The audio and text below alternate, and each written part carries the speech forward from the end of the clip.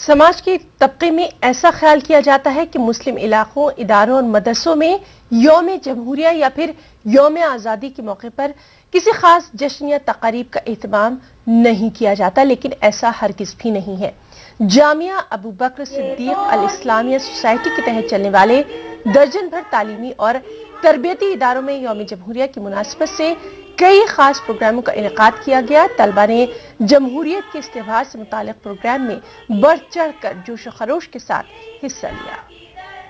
तो हर जगह हम 26 जनवरी और 15 अगस्त और इस तरीके से जो भी मुनासबतें वतन